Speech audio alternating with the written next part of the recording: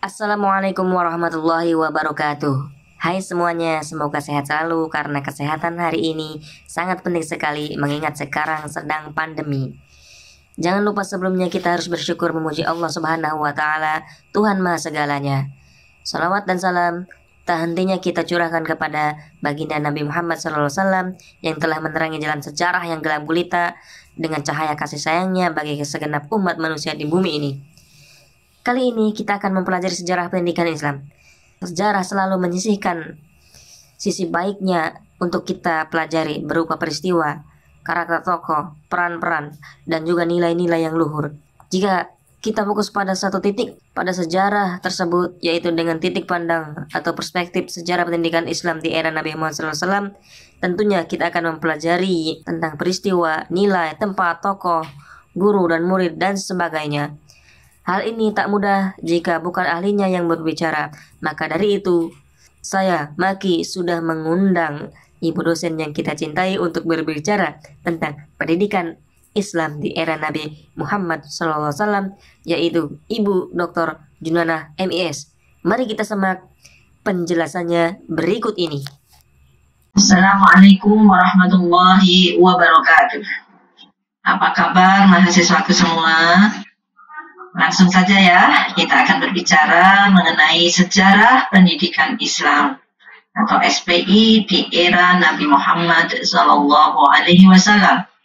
Bicara di era Rasulullah berarti ada masa Makkah dan ada masa Madinah.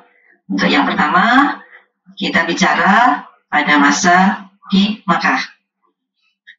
Pendidikan di Mekah dapat diketahui melalui visi, misi, tujuan, sasaran, pendidik, kurikulum, metode, pendekatan dalam pembelajaran, sarana prasarana, dan evaluasi.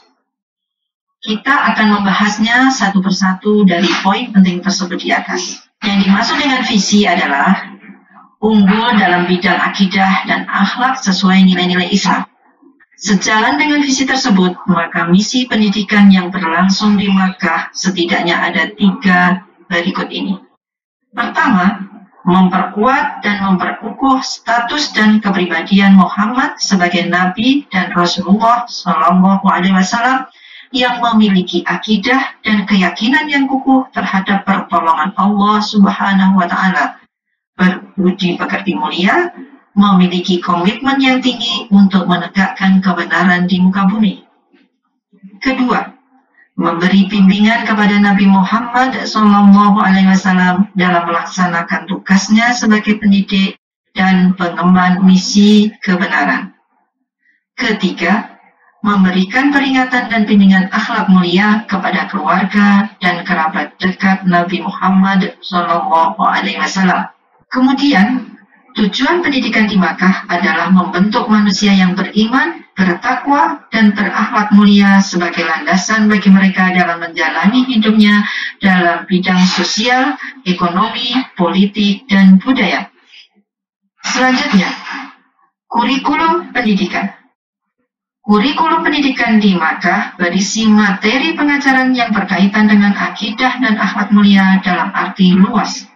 Selain berisi materi akidah dan akhlak, kurikulum pendidikan di Makkah juga berisi ajaran tentang pokok-pokok agama, ibadah, dan membaca Al-Quran.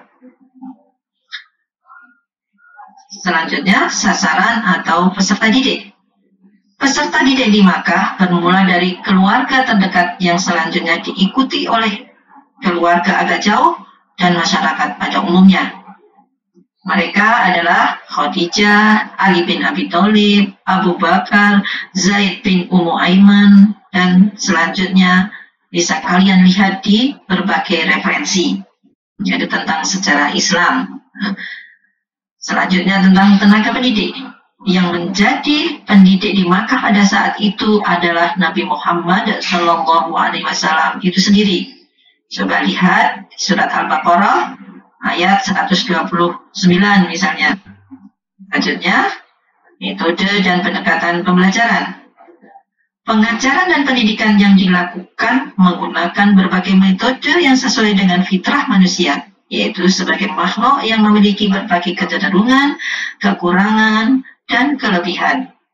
Oleh karena itu, terkadang Nabi Muhammad SAW menggunakan metode ceramah, diskusi, musyawarah, tanya jawab, bimbingan, teladan, demonstrasi, bercerita, hafalan, penugasan, dan bermain peran.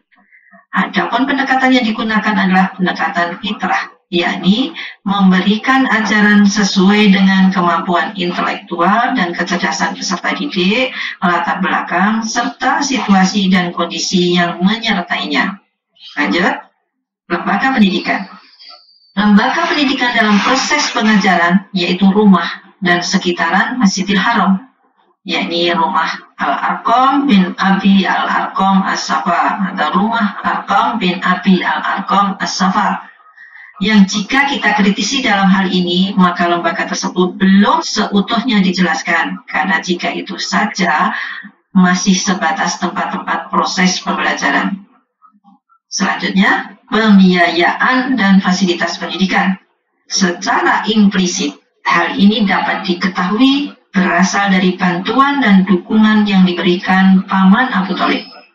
Bantuan harta benda dari istri, yaitu Siti Khadijah binti Khuwailid, dan sebagian sahabat dekat Rasulullah SAW. Selanjutnya, tentang evaluasi dan lulusan pendidikan. Evaluasi dan pemberian ijazah sebagaimana dikenal sekarang ini belum ada pada pendidikan di Makkah saat itu. Namun demikian, substansinya sudah ada jika dilihat dari implementasi pembelajaran dalam kehidupan sehari-hari, seperti melakukan hijrah dari Makkah ke Madinah. Hijrah ini bukan perkara mudah, karena harus meninggalkan harta benda, kampung halaman, dan lainnya. Umat Nabi SAW berani hijrah, itulah hasil didikan Rasulullah SAW.